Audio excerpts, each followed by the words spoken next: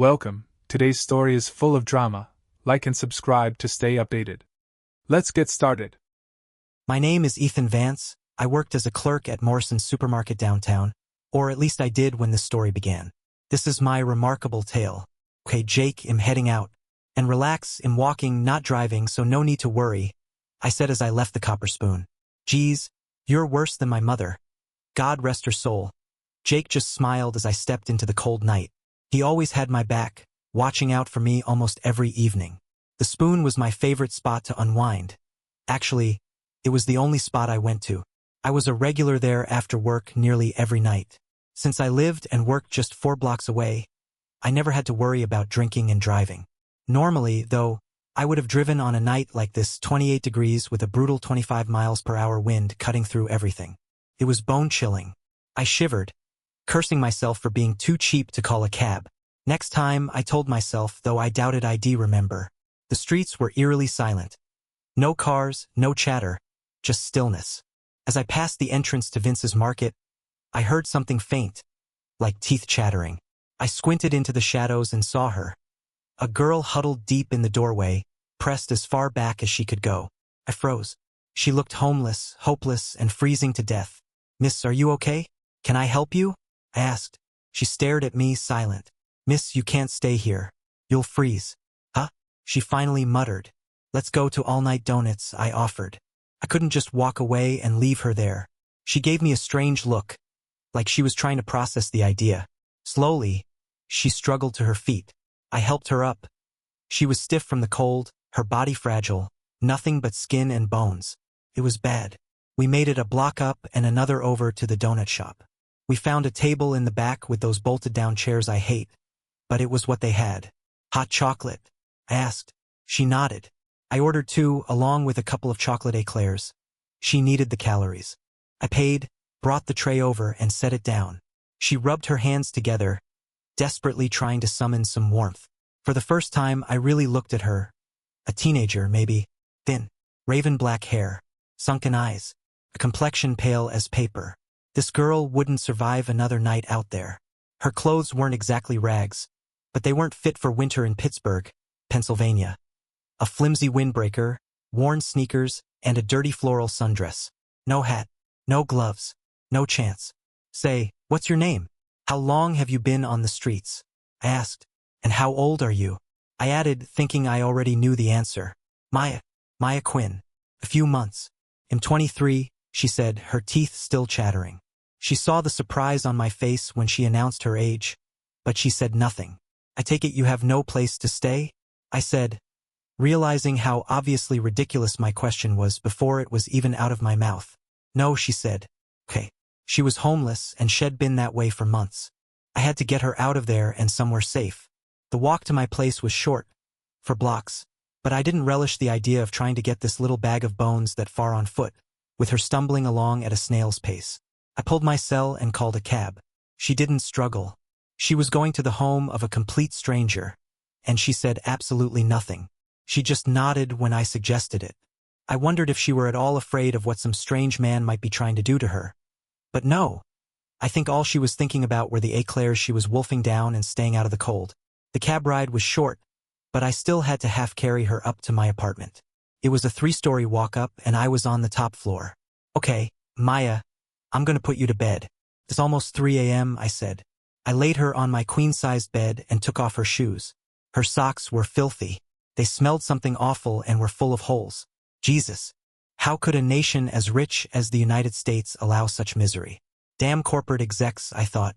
I pulled the comforter up and around her, and she snuggled under it. Her eyes flickered. A hint of a satisfied smile flashed in my direction, and she slept. I headed back out through the kitchen and its small dinette, which flanked my tiny living room and its skimpy complement of furnishings. It wasn't much my place, but it was warm, cozy, and, well, it was home that I sacked out on the couch. It was but a few feet from the door that separated me from where my guest was sleeping soundly. The sun was the only alarm clock I owned, and it worked perfectly today. The bad news? I had to get up to turn it off. I pulled the curtains about halfway closed and went into the kitchen to put the coffee on. I had a splitting headache, and the exercise wasn't helping. Looking at the wall clock, I noticed it was almost 10:30 a.m. It was then I remembered that my bedroom was occupied. Maya, right? Her name was Maya. I called down to the coffee shop across the street. It was late for breakfast, but I knew that Glenn would be there cooking. I called down to double my usual breakfast order, albeit 3 hours later than usual. I asked for it to be delivered, something I did from time to time when I was hungover, like now. I was glad I had the day off. I knocked on the bedroom door. I heard some rustling around and then some desperate running and coughing. Maya, are you all right? I said, listening closely at the door. Yes, who are you? She said. She was obviously confused. I smiled. This was going to be interesting. I'm Ethan Vance. We met last night. Huh? The door opened and she was still dressed in last night's clothes. Well, what else would she be dressed in? I'm Ethan Vance, I repeated, now face to face with her. I found you last night. Do you remember? I could see that she was processing the information I was unloading on her, and she wasn't sure exactly how to respond. I took the bull by the horns. Look, I said, take a shower. You need it worse than I do. I've ordered breakfast too. After you've cleaned up a bit and eaten, we'll talk. Okay? Okay, she said. She was clearly very timid and unsure of everything. After the shower, she emerged looking refreshed, but she was again dressed in her filthy clothes. I'd be getting her some new stuff. The food arrived just in time. I paid the delivery guy and spread the styrofoam takeout containers on the table. I'd set the coffee maker up some minutes before, and it was almost done brewing. Smelled good. We looked at each other and I wondered about her past. Why she was on the streets where her family was. So I asked, "Where's your family?" I said, sipping the black elixir. "They don't want me. They took my baby away from me. It was illegitimate in their eyes, so they took it away from me," she said. "I left after that." "I see. No job, obviously?" "No. I had one, but the manager kept hitting on me, so I left. I should have let him screw me. It's been tough," she said. We talked for some time. "We've got someplace to go," I said. "Where?" she asked. "You need clothes. I've got a little money saved. We'll get you fixed up," I said. She stopped chewing. Her mouth was still full of food. She swallowed. "You mean it?" she said. 20 minutes later, we were standing in front of an ATM. I had $500 in my savings. It was all the money I'd been able to save. What can I say? Costs a lot to live in the city. I pulled out $400 and handed it to her. We headed to the strip mall a few blocks up the street. I told her to knock herself out, that I'd wait in the Café D'Amico across the street. She smiled, smirked at me, and asked a question. "Mr. Vance, is that a birthmark on your right cheek?" I'd seen her staring at me funny a few times, and I'd wondered why. Now I knew. "Yes. Kind of unsightly, huh?" I said. No, it's just kind of star-shaped, and I wondered if it was an injury or something, that's all," she said. "No, it's a birthmark," I said, repeating myself. She waved to me and left for the shop. I never saw her again. I waited for some hours before it became apparent that she had disappeared. Ghosted me. Well, no good deed goes unpunished, I guess. I headed back to my apartment. The manager's daughter was waiting for me. "Mr. Vance, my dad wondered if you could pay the rent today," she said, smiling. Lily Caldwell, my landlord's daughter. At 22, she was 6 years my junior. Pretty. Sexy. I had the hots for her, and she knew it. "Yeah," I said. "Come on in." I wrote the check and handed it to her. She put it on the table, leaned forward, wrapped her slim arms around my neck, and kissed me passionately. 6 months later, we were married. Lily and I got along well those first years. The sex was good. The marriage? Typical. The economics of it? Maybe a tad above average. We had just celebrated our 5th anniversary when it hit the fan. I lay next to her now, wondering what I had done. We had been married for 5 years. We knew each other. Did we not? I had thought so, but now I wasn't so sure. No, that's not right. I did know for sure. And the answer was that I, at least, did not know her. What was the problem? We had just had sex. She climaxed. So had I. Then, out of the blue, she said something that I will never forget to my dying day, regardless of what happens to us in the final analysis. "Ethan, you're not meeting my needs. Ethan, you're not meeting my needs." I blinked. "You're not bad at everything. I appreciate what you do. We both usually put in the effort, but it's not enough. Tonight was a test for me. For you too, Ethan. I have taken a lover, and I am going to keep on seeing him." I felt my heart stop. I had to tell you. I can't go on cheating on you like I have for these past several weeks. I'll understand if you want a divorce, she said. I looked at her in such shock that I think she was beginning to laugh, but she checked herself when the tears started clouding my vision. Well, I guess she still did have some feeling for me after all. What? I choked. It was all I could think of to say. I know this is a shock. I don't want a divorce, she said. I love you. And him. But I will not tread on your pride and my self-respect by treating you like an unknowing fool. It's up to you, dear, if you want to stay married, she said. I looked at her, and my feelings for her, my love for her, began to evaporate. My heart was breaking. It wasn't fair. Soon, my emotions took over and began to fill me with despair. Is your lover near? I asked with a calm of my own that I did not feel.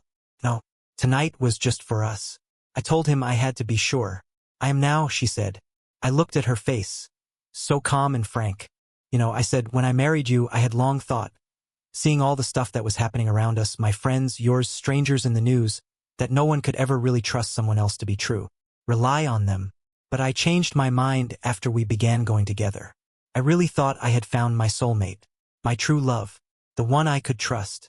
It's obvious to me now that I was right in the first place. Thank God we don't have children, I said as I pulled on my pants and slid my t-shirt over my head. Ethan, I wish. She stopped mid-sentence to watch me. I wish it weren't this way. I don't want you to hurt, and I really mean it. But it has to be this way.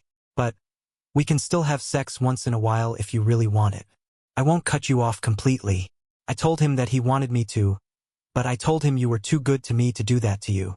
You say sometimes? I said as I finished dressing. I stood and stared at her. I wanted to cry, scream, even hit her, but I just waited. Huh? She said finally. You say you and I can have sex sometimes? How often is that? Once a week, I said. Well, my face felt hot. I was nervous, psychologically shaken. Once a month? I said. Something more like that, she said. And him? How often? I said. She looked down, not answering me. Once a week. She still didn't answer me. 2 or 3 times a week. She looked up at me. Ethan, there's no need to talk about him. But yes, maybe 2 or 3 times a week or so. With him. I won't throw him in your face, Ethan. You need never meet or even hear about him. We're not trying to humiliate you. And you're no fool. You're my man. My main man. It's just that. Sex. I can't go on faking it anymore. I need to be able to be myself. He fulfills that need for me. But in everything else, you're the one. And he has no say in that. And I don't? Haven't I satisfied you all of these years? You've been faking it all of these years? I said. Ethan, don't torture yourself. Like I said, you can get off once in a while. Have me. And I promise to make it nice for you, she said. Mercy, I said. Huh? She looked at me questioningly. A mercy fuck. Maybe once a month if I'm good. That's what I get. That's what you mean when you say I can get off once in a while? Well, what if I go out and get myself a girlfriend? To get myself off more often? I said, finally starting to stand up for myself. What if I do decide to get a divorce? Ethan, I told you I'd understand if you want a divorce. I don't think it's the best thing for you, though. In the distribution of assets. Well, and, Ethan, you won't get yourself any little bit of fluff on the side. I know you. You love me. And you know when you and I do it, it won't be any mercy sex. It will be making love. It will be recommitting ourselves to each other. I told him that, that you and I were committed to each other. That we love each other. He didn't want me to tell you about us. He thinks your male ego won't be able to handle it very well. Well, he doesn't know my man like I do. Like I said, I know you love me and will let me have this. That's how strong my marriage is, I told him, she said. She actually looked proud. Of herself. No, of me. I needed to know who this guy was. Who my competition was. Who is he? I said. His name doesn't matter, Ethan. You don't know him. It would just bother you to know his name. Let it go. Let's just be together like before. Well, almost, she said. I can't do this, Lily. I can't. I'm going out. I need to be alone for a while. I finished dressing. I turned from her and left. I was sick to my stomach. Both because she had so totally humiliated me and because my marriage of 5 years was ending. And ending badly. I was ending badly. She made some noises about not wanting me to go out so late. but she knew I had to have some space and didn't really push very hard for me to stay. I had my jacket, and the clothes on my back, my wallet, and absolutely no idea what I was going to do. Out of the blue, I remembered Maya, the way that I had tried to help her out years before. I wondered how she'd fared.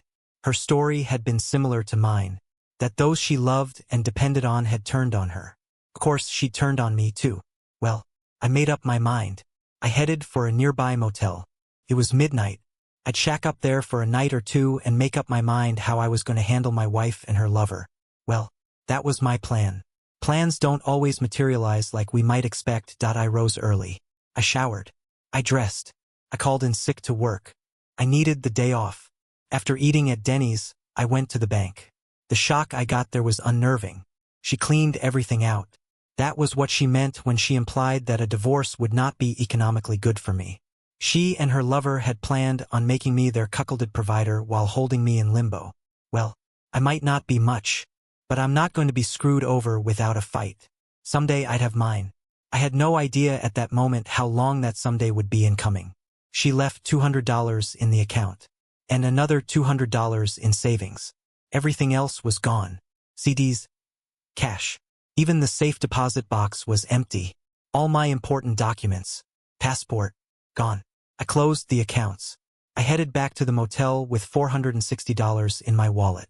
I spent another night, and then hit the road. I decided to just disappear. As I strolled along the street downtown, I wondered what she'd be thinking as I made no effort to contact her or return home. I wondered if she'd feel any guilt about leaving me so few options and so little money, essentially screwing me over every which way she could. My eyes narrowed. Whatever happened to me, someday I would get mine back. I paid for a $40 bus ticket and headed for Indianapolis. I had no papers, no proof of identity except my Pennsylvania driver's license. And my ATM card, which was now worthless because of my closing the accounts they were based on. I had to find shelter and a job, fast. It was the 7th of May. Unable to find a job, I was fast running out of cash. It was then I realized that I was now jobless, homeless, and a derelict. That was the first night of my new status. I was a bum. Meanwhile, Lily, I don't know, Ethan, he's just disappeared. He's been gone for a week, and the store hasn't heard from him. I guess laying it on him like that was a bad idea after all. Like you said, his pride couldn't handle it, said a concerned Lily as she sat across the table from her lover, Brandon Tate. Good Jesus. I was afraid of this, Brandon said. No word at all, then? No, none. He cleaned out the last monies from the checking and savings accounts and closed them. He's got a little cash, but not much. And he has no credit cards. You know, he never believed in them. He's gonna have to call sooner or later. He can't last long on the funds he has, she said hopefully. He can last out there forever, Lily. All he has to do is find a job. Any job, said Brandon. What am I going to do, Brandon? He was paying the bills. I don't work. I never have. I have no skills, said Lily. Well, I could move in here with you. I work. I can take over the bills. But if I do that, you have to divorce Ethan and marry me, he said. She looked at him strangely. She nodded. Back to Ethan. The streets were cold during the winter. I thought about moving to Arizona, but that would cost money. And I had zero funds. At least the back of the warehouse was out of the wind. Jesus, how I hated the wind. 15 years now. 15 years of this. And not a day of it without thinking of Lily. And wondering if she even gave a damn. My mind often returned to that last week in Pittsburgh before I left my home, my wife, my job, and all hope of any kind of life. Oh, that's not right either. I had a life. It was a life of self-pity and despair. But what the hell? It was more than some folks had, right? I wondered if Lily had divorced me. I was sure she had. Probably married her asshole lover. What a laugh. He probably cheated on her too. Fact was, she just wasn't all that hot a lover. Who was I kidding? She was a great lover. I was the whole mediocrity. If even that. The weather wasn't too bad yet. 50 degrees. Friday. 6 p.m. The big animated sign on the bank across the street announced it. I huddled in the shadow of the supermarket's loading dock. I checked the dumpster every day at this time. They usually dumped the wilted produce and sometimes other stuff at this time of day. Hey, that's how I shopped these days. I'd have to head back to the warehouse and the cover of its receiving bay soon. I didn't want Carlos trying to steal my place again. If he tried, I had my shiv and I knew how to use it. One did have to protect one's turf. A black Mercedes pulled up a few yards away. I wondered what the owner of wheels like that was doing at a low-class market like this one. No beluga caviar for sale inside here, for sure, I thought. The uniformed driver got out and opened the door for the lady passenger. He was a big guy. Looked like he probably doubled as a bodyguard. For her part, she was lovely. Gray business skirt and jacket. Dark hair. 34 B cups and a butt to die for. Way out of my class for damn sure. For the first time that day, I smiled to myself. The smile faded as I saw her advance toward me. I unconsciously shrank back into the shadows, trying to become invisible. She came up in front of me, staring at me. It looked like she was trying to decide something. "What's your beef, lady?" I said, more than a little uncomfortable with her being there. Staring at me, she just continued to look, and then nodded to her companion, the driver. He came toward me. He grabbed me by the arm, and started to lift me, gently. "Albert, he's mine," she said. "Hey, what the hell is going on? I don't know you. Leave me alone," I said as forcefully as I could. Albert hustled me toward the Mercedes. Some passers-by looked on, unamused. I was not amused. "Hey, this is kidnapping," I protested. "What the hell are you?" The big man stopped, held me fast, and spoke to me. "Listen, bub. The lady wants to talk to you. After she does, you can do whatever you think is right. Okay." His words, interrupting my protestations and my train of thought, stopped me. What could this rich broad want with me? It sure as hell wasn't my money, or my obvious good looks, which I didn't have any of. I was seated in the back while the woman and the driver were up front, ignoring me. We headed into town. He pulled the Mercedes up in front of some trendy restaurant with a French name emblazoned over it. He came around and opened first her door, helping her out, and then the back door.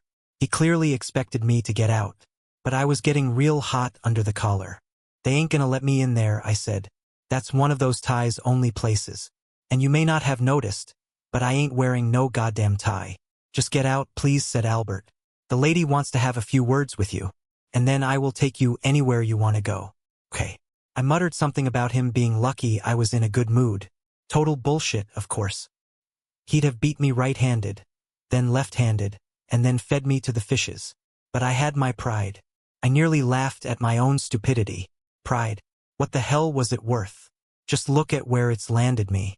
No home, no wife, no decent job, and whatever scraps of self-respect I had left. Gone.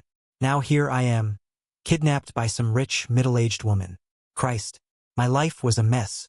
Guess it's time for another long, hard conversation with myself. I was led by the arm gently, but by the arm, into the main dining area of the fanciest restaurant I'd ever been in. The maitre d' greeted us and didn't even seem to notice the rags I was wearing, or how I smelled. If it came to that, I knew I smelled like last week's fish dinner. But not a peep out of him. I wasn't stupid. Clearly, the woman had influence, and he wasn't messing with her choice of dinner companions. Finally seated, Albert disappeared, leaving me to the tender mercies of my captor. "What would you like?" she said, smiling.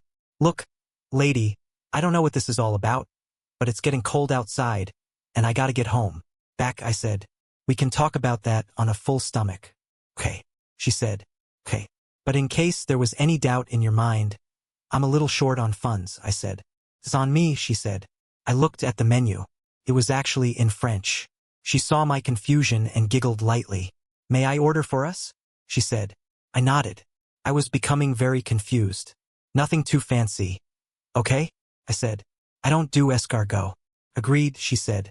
She ordered in French. The waiter, who had been standing there since Albert had beat a retreat, in fear of me, no doubt, noted the order and headed off to do his duty. A carafe of Burgundy was placed in front of us.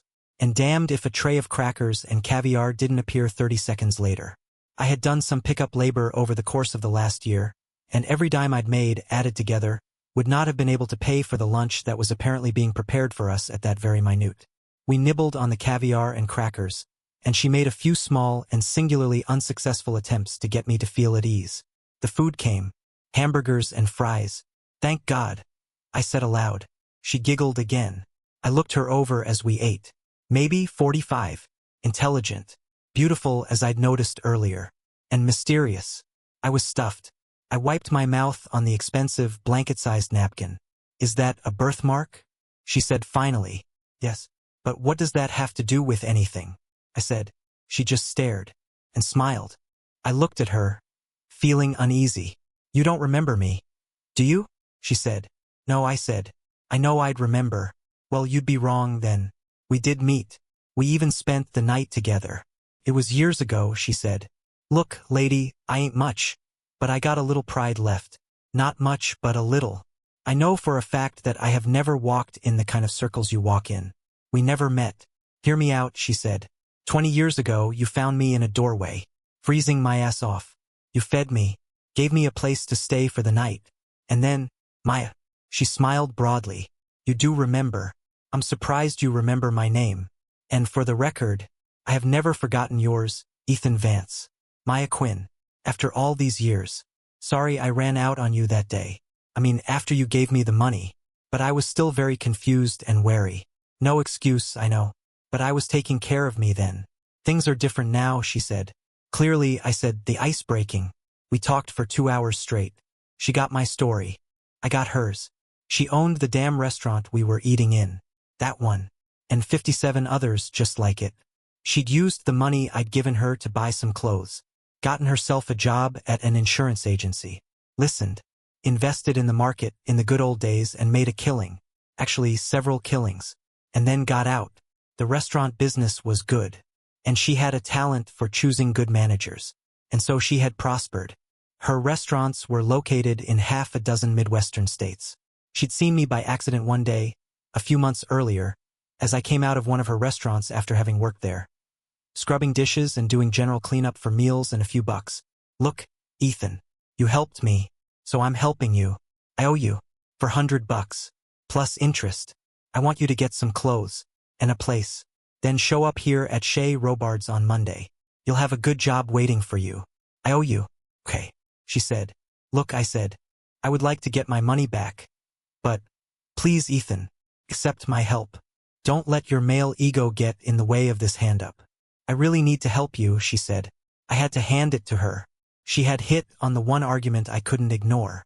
My screwed-up ego had gotten me where I was. And it was time I accepted that.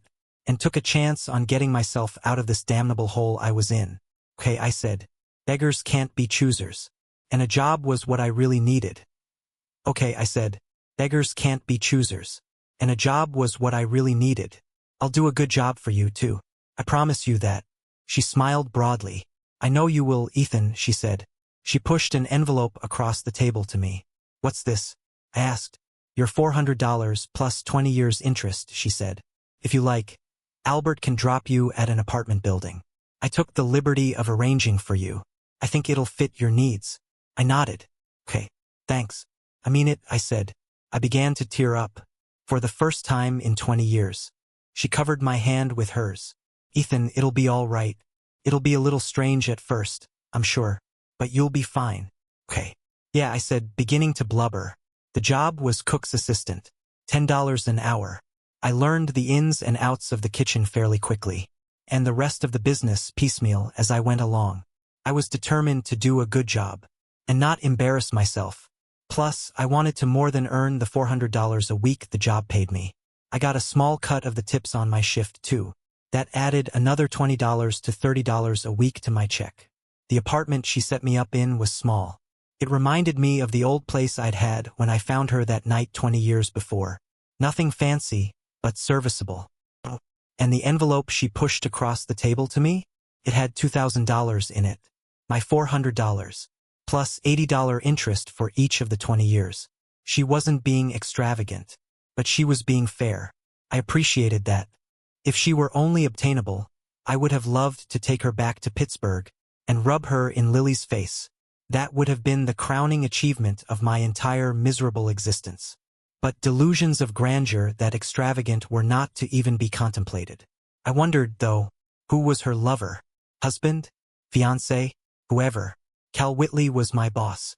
He was a genuine chef. Not just some fairly talented cook. He'd studied culinary arts in New York many years before, and had even done a stint at Delmonico's in the early 80s. I'd been working at Shea Robards for almost 9 months before I saw Maya again. It was a strange meeting. Ethan, someone out front wants to see you, said Cal. Me? I said. Yeah. Go on, I'll cover, said Cal. I wiped my hands off and headed toward the front. It was 11 a.m. The breakfast crowd had already cleared out, and we were getting ready for the lunch rush. I rounded the counter near the register and saw her. She looked fantastic. Maya, you look great, I blurted, then bit my tongue. She was the boss, and I didn't want to mess with her or make her feel weird. She smiled brightly. Thank you, Ethan. A woman needs to hear that once in a while. Yeah, well, if you're not hearing it enough, shoot your husband, I said. Okay. I was fishing. I'm not married, Ethan. But thank you again, she said. Are you busy? Well, no. There's the lunch crowd gonna be here soon. I said. Well, I'm the boss, and I'm giving you the rest of the day off, she said. I'm taking you to lunch. But not here. I want to talk to you. Would that be all right? She said. Well, of course. But I have to tell Cal. I'm kind of leaving him in the lurch. I've taken care of that. Cal will be all right. His wife's coming in to help him. She used to work here. She was your predecessor before she decided to go to school, she said. Oh, okay, I said. Sure then. Albert or Kong, as I had started thinking of him, drove us to a small bar and grill on the edge of town. The ride took 17 minutes. I knew, because I kept looking at my new $40 watch. Not a word was spoken between us. Every once in a while, this beautiful woman would look at me and smile. I couldn't meet her eyes for any length of time. Well, I was nervous. I felt like a teenager on his first date. We pulled into the parking lot, and Albert led us out of the back seat. We headed inside the semi-dark, overly cool bistro. We took a booth against the far wall. A waitress approached with menus. You can order for us this time, said Maya. I looked askance at her, but she just waited for me to make the decision. 2 burgers. No fries, I said. Oh, and a couple of light beers. The waitress nodded, noted it all down, and disappeared. Good choices, said Maya. I guess you're wondering why I asked you here today, she said. That would be close to being true, I said. It's been a while. Months, actually. I wondered if you were still around. But it's none of my business. I didn't mean, please, Ethan, relax. Okay. You're a very special guy to me. You don't have to treat me like I'm Queen of the May or something, she said, still smiling all too happily. Maya, you're clearly very successful, and I'm just a cook's helper. A good one, though, I hasten to add. Plus, you're super beautiful. And if I were any more average than I am, they'd study me, I said. She laughed out loud. Yes, you are a very good employee, Ethan. I've gotten the reports. And as for being average-looking, well, that's in the eye of the beholder. Ethan, I've left you alone these months because I knew you had to get your bearings. You were pretty much a mental train wreck when I found you. I know what that's like. I knew you needed time. I hope I've given you enough time. Can I ask? How are you? Really? She said. I leaned back in the seat.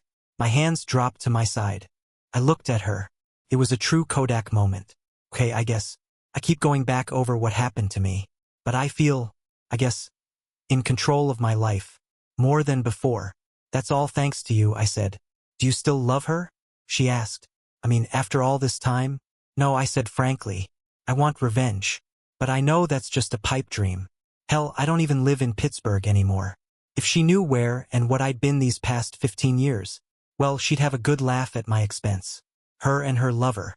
Heck, she's probably married to the asshole, I said. She looked at me, strangely. I have more than one business, Ethan. This one, the restaurants, is my favorite. But I have several others. I do quite well. But I remain a private person. I don't go out much. And I move around pretty much incognito. That's how I prefer it, she said. You travel in an awfully fancy car, driven by a very obvious bodyguard.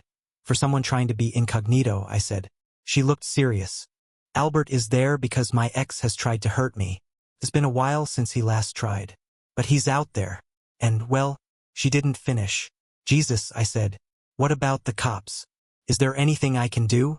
I felt like an idiot saying that. She obviously had the resources to protect herself without the assistance of a cook's helper. She reached across the table and touched my cheek.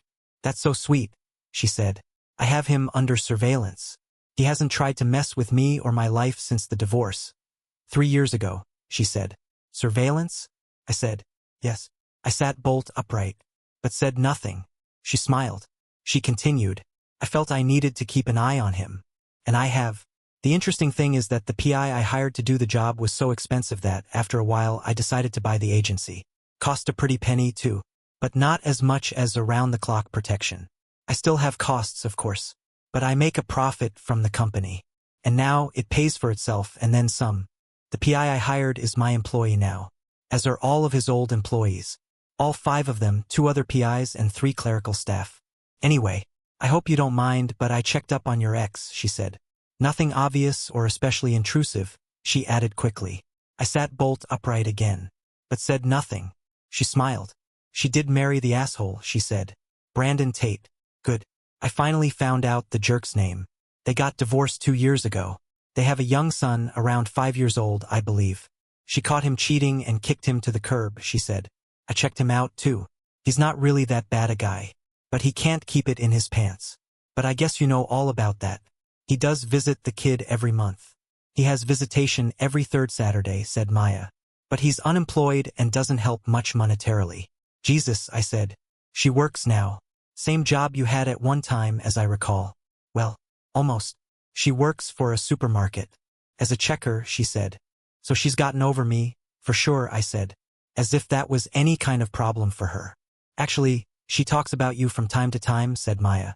The good old days, she calls them. The PI got her to talk about me? I said, incredulous. No, Maya smiled. I did. I own the store she works at. Well, I have half ownership. I bought in when they hired her. The store was going under. I had my management team put a plan together to save it. Presented it to Henry Wilson, the then sole owner. And he bought into it, she said.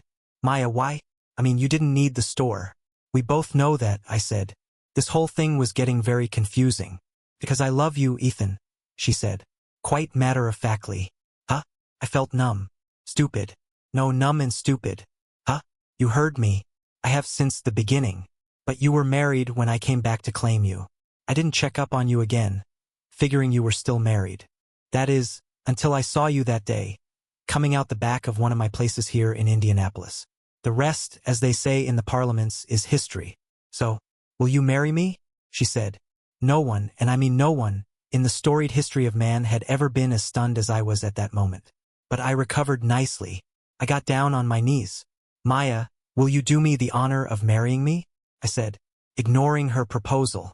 Yes, dear Ethan, I will, she said, smiling down at me. All of a sudden, there was clapping all around us. In the half-filled bistro, I took her hand in mine and kissed it. I smiled, stood, and bowed to my audience. I pulled her up from her chair and kissed her, very gently and lovingly. The clapping reached new heights. We spent the rest of the afternoon in conversation. At her place, an amazing condo, on the 18th floor of a downtown office building. She had maid service, because her busy schedule did not allow for homemaker time. Okay, so, you've been spying on me for months, I said, smirking. You know how unsettling that is? A man gets to have some secrets, doesn't he? I don't know about that, she said. I may just decide to keep you on a short leash. She was giggling. Maya, on a serious note, why did you buy that store? Really, I said. I mean, she divorced me and married someone else, and I don't want anything to do with her. Maya, on a serious note, why did you buy that store? Really, I said. I mean, she divorced me and married someone else, and I don't want anything to do with her. Ethan, for one thing, the store is showing a profit now. And Henry Wilson is more than grateful. He handles operations and my staff handles PR and accounting. But to answer your question, I have been checking up on you, just to make sure you were okay. But well, you have been talking about revenge on her. I mean, to other employees. Ethan, I really want you to reconsider that. I know your pride was killed. And maybe your heart too. So you bought the store? I said. That makes no sense, I added. Sure it does. If you hear me out, you can have your cake and eat it too. Once she sees how successful and happy you are, can you imagine how she will feel? Particularly if you show her that you are way over her, and that she really doesn't matter in your life or memory anymore. She will be eating her heart out. You'll have your revenge, but she won't be left destroyed and ruined. I don't want you to do that to her. She may deserve it, but that would leave a scar on your soul you'd find impossible to erase. Wow, I said. You really are something, Maya Quinn. You really are something indeed. We were married 2 months later. A few of my old friends from Morrison Supermarket were there. Maya had seen to that. We honeymooned in Europe. Rome, actually. God, how I love that city. We stayed at the Palatino, a 4-star hotel, on Esquiline Hill, run by an old friend of Maya's. It was superb. We returned after 2 weeks of sun and romance. The love between us was phenomenal. I had been a needy bum, with nothing. She had been a woman who had once been needy and homeless, but was not so any longer. Business-wise, I inherited the running of the restaurant chain. I learned that I had been first put in the kitchen, not only to give me a job, but for me to learn the business firsthand.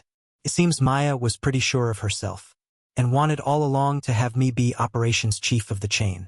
She handled all the other business in her little empire, including the store where Lily was employed. I knew that at some point, I would be face to face with Lily once again. But when it happened, it was a surprise. We had just had a business meeting with some city officials. Leases and taxes had been the main topics. Maya suggested that we stop at the market and get some stuff for dinner. We ate in most of the time. We headed into the store. There she was. Register number 3. It was a moderately busy day, and Henry Wilson, whom I had briefly met at a meeting a few months earlier, was on duty. "Hello, Henry," said Maya as we entered.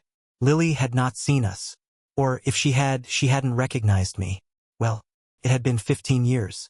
We talked with Henry for some minutes, then went to get the things we needed for dinner. "You want to go through her register to pay for the stuff?" said Maya. I looked at her. "No, I'd like to talk to her. But not under those circumstances," I said. "Come on. Let's ask Henry if he can spare her for a break," she said. We did, and he okayed it. I was sitting in the break room, with my back to the doorway. She came in. I was well-groomed, and in a suit. No way she was going to recognize me, until I turned around. "Hi, you from the main office?" she said to my back. I turned around in my seat. "No, actually," I said. "Ethan. The one and only Lily," I said. Her face froze. "Well, what are you doing here?" she said, her voice breaking up. "I'm here to see you, actually," I said. "After all these years." "Yeah. It has been a while, hasn't it?" I said. She just stared, as if reassuring herself that what she was seeing was not some kind of mirage. She finally found her voice again. "You wanted to see me? I mean, now what? Who are you? You don't work for us. But you're here in our break room. What is this?" She was uncertain. "No, I don't work for the store. I was shopping, and I saw you checking out folks," I said, not quite leveling with her, though I had been shopping. She took a seat across from me. "You look nice. Prosperous," she said. "You look good too," I said, returning the compliment. "How have you been?" "Okay. Work. Raise a kid. Pay bills. You know, the life of a single mother," she said. "Single?" I asked. I knew the score, of course, but I wanted to hear her say it. Yes. He left me a few years ago. Me and Blaine," she said. "Blaine? Your child?" I said. "Yes. He's a good boy, but a handful sometimes," she said. I smiled, and let loose a small laugh. "Ethan," she looked down, and mumbled something I couldn't catch. I waited. "Ethan, I'd like to apologize for what I did to you those many years ago. You didn't deserve what I did, or what the asshole I was involved with did, either. And that's for sure. I have wished 1,000 times I could undo that mistake. But anyway, I'm glad that I was at least able to, apologize. But how come you're here? I mean, do you live nearby? Is this really a coincidence? I mean, you coming to find me like this?" she said. She was clearly confused. I didn't have to answer. We were interrupted. "Lily, come on. The boss partner is here, and she's got bonus checks for all of us." Sorry, mister, don't mean to interrupt, but," said the interloper. No, you go ahead. A body's gotta make a living." "I understand," I said. She hesitated, then nodded. "Stick around if you want, Ethan. I'd love to talk to you, but I do need the money. It ain't easy these days, you understand?" She was being physically pulled out of the room by the other woman. I just nodded as they disappeared. A dozen employees were hanging around the check-cashing booth. There were squeals from a couple of the women as they opened the envelopes that Henry, with Maya by his side, was handing out. I slipped out, into the car. There'd be another day. 15 minutes later, Maya was sitting beside me in the back of the Mercedes, as Albert pulled out of the parking lot. Bonuses? I said. Yes. It's something that Henry and I had engineered some time back. If the store made certain levels of profit, the employees would share in the rewards, she said. And today just happened to be the day you decided to pass out the largesse? I said. I mean, the day that I was going to see Lily again for the first time in 15 years? Not exactly, but almost, she said. It was slated for Memorial Day. I just moved it up 3 weeks is all, she said. She giggled. I feigned frustration. For the record, how much was the bonus? I said. A couple of $100 each. Holiday money for them. They're a hard-working and loyal crew, she said. I nodded. I hadn't thought about it. But now I wondered, how was Lily getting on economically? She had a son, Blaine. The asshole wasn't helping out. Maya had found that much out. Or rather, her private investigator had. Then it occurred to me, Maya would know about that too. This woman of mine would know everything. All she had to do was want to. Honey, I said, how's she doing? I mean, really? She's okay. You worried about her? Maya was smiling. She wasn't jealous, but she was smiling. Yeah. A little. She was stupid. I was stupider. But I can't hate her. Hell, I don't even hate the asshole. Though I could maybe learn to do that. Especially since he is not helping pay the kids' way. Well, she's hard up right now. She's got a catch-22. She needs a sitter. So even working overtime has minimal impact on her economically. Like I said, she's hard up. Behind on her rent. And her phone is about to be cut off. Power bills paid. And there's food in the house, said Maya. Jesus. The crazy broad really messed up with that guy. Not just dumping on me. Why doesn't she sell the house, I wonder? I said. You've seen what's happening in housing these days. She's lost almost all the equity she had. And the house is worth less today than when you bought it years ago, said Maya. I wish there was something I could do. I feel sorry for her, I said, almost to myself. Well then, you'll be glad to know that there's going to be a store Memorial Day picnic. The employees themselves thought it up. Henry is footing for the meat stuff. The workers are bringing everything else. Oh, and I've been invited. Along with my husband. I've accepted, she said. Now I was smiling. This might be fun. And I had time to prepare. Then I had a thought. Any chance of getting the asshole to show up? I said. I looked over at her. I surprised her. Felt good. Why? She said. You know, I don't have a good reason. But I do have a feeling here. I guess, down deep, I'm hoping this butthead will help her out. And do what's right about the kid. Stupid. Huh? I said. No, not stupid. Wonderful. This is who you are. Mr. Help the homeless and hopeless. Yeah, right. Mr. Whatever you said. I said. I started to laugh. So did she.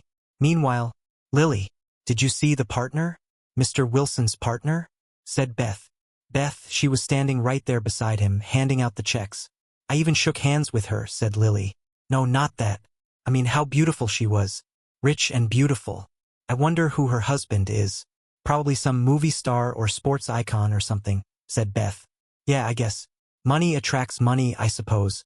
I wonder how rich she is, mused Lily. Say, who was that good-looking guy you were talking to in the break room? Said Beth. Lily frowned. Somebody from my distant past. My ex, said Lily. Jesus, Mary, and Joseph. Lily, you let that hunk of dynamite get away? I always thought you were nuts. Now I know it, said Beth. Yeah, you're right. And you don't know the half of it, said Lily. The 31st of May was a Monday. Memorial Day was always on a Monday, right? It was sunny, and it looked like the day was going to be a little on the warm side. The good news? The park where the picnic was to be held was well-treed, so there would be plenty of shade. I wore my Buckeye cap and large aspect sunglasses. It was going to be a little difficult to recognize me at first. I wanted it that way. I was going to have a little fun, both with Lily and her ex-husband if I could work it well. That was the plan at any rate. Maya had managed to get Brandon Tate to come. Don't ask me how she'd gotten somebody to talk him into being there. Maybe he figured he'd play a little catch with his boy or something. Who knew? Lily was among the first to arrive. She brought her offering to the common pot. German potato salad. I remembered how good it tasted. I planned on getting my share of that one. By 11 a.m., everyone was there. Of course, I didn't know anyone, except Lily. But Henry had arrived and announced, "It looks like everyone's here." So the barbecue was fired up. The pop and the beer were flowing. And the 24 kids or so were playing big time on the jungle gyms and whatnot. Maya and I had seats under a tree near one of the barbecues. The red-hot coals were going good. And the burgers and hot dogs were coming off fast and furious. By noon, Lily had still not noticed me. She was talking to her ex, and they seemed to be kind of intent on whatever they had to say to each other. I was sure she hadn't known he was coming, but once she had spied him, he had all of her attention. Every once in a while, they'd look over toward where Blaine, I assumed it was Blaine, was playing, and smile pleasantly. I took a turn at the tongs on one of the barbecues. Maya wandered a few yards away to my left, talking to Henry and one of the employees. I watched her and smiled whenever she looked my way. I noticed some guy, apparently part of the group but kind of off by himself, leaning on the trunk of the tree nearest me. Something was not right about him, but he just stood there and watched the goings-on. I was engaged with another of the employees, Max. Together, we were creating masterpieces of hot dog culinary perfection. We laughed and carried on like old friends. Everyone knew I had come with Maya, but no one recognized me or made any special effort to play up to me. I assumed they were giving us space, and they were. Then, my head snapped around as I heard the guy by the tree scream, "Maya!" He rushed toward her. She startled, turned toward the scream, a look of horror painting her features. I rushed to her. Something glistened above me as I interposed myself between her and her assailant. I looked down at my right pec. A meat cleaver was buried for inches in me. I would learn later just how bad it was. I watched in horror as blood spurted from the wound. At that same instant, somebody rammed himself into the perp, and they crashed to the ground with a sickening thud. Screams. Everybody seemed to be screaming. I slowly melted earthward. There seemed to be an aura of quietude that began to envelop me. It was all quite natural, but I knew I was hurt real bad. I had a sense of activity around me, but I didn't seem to be part of it. It was dark in the room. As my eyes flickered open, there was a low-pitched sound coming from somewhere. A beep, beep, beep. I was in a hospital room. That much was clear. I was very tired. I heard footsteps. "Doctor?" "Good. He'll be okay now," said a man's voice. I turned to it. It was a doctor checking me out. But it was a close thing, he said, to the female on the other side of me. Days later, home with Maya. "Yes, I am fine, Maya. I got out of the hospital 6 weeks ago. Woman, I'm fine now. Just no heavy lifting for the next few months. But for all intents and purposes, I'm fine." "Okay. Well, okay. I'm just concerned is all," she said. I surrendered. "I know. And I love you for it," I said. We were sitting at the little table on the back veranda of the condo. Many floors below, the people moved like ants about their daily tasks. "I still can't get over the way things have come together," said Maya. "Me either," I said. "Last night was interesting. Their confessions were, I don't know, something. Yeah. But I think they were sincere in their apologies. It was all years ago, Ethan. It's time to let it all go. They were young, and so were you." She said. "Like you said, it's water under the bridge." "How do you feel about her now?" said Maya. "Strange," I said. "I don't hate her. I thought I did, once. I blamed everything on her. And she does get a lot of the blame for what happened to me. And him too. But part of it was me. I didn't have to let myself fall apart like that. If it hadn't been for you, I'll take some credit, Ethan. But you saved me twice. I figure we're more than even. Someday, I'll probably be able to figure it out. Maybe. But like you said, it's just too strange. And too complicated to make any sense. For now," she said. "Yeah. For sure," I said.